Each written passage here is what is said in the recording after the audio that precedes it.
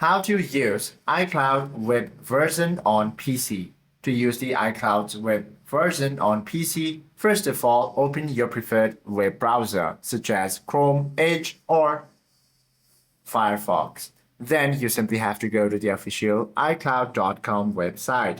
Then click on the sign in option and then type in your Apple account email and hit enter. Enter your account password to proceed and also go through the two-step verification authentication and then click trust when asked if you trust this browser.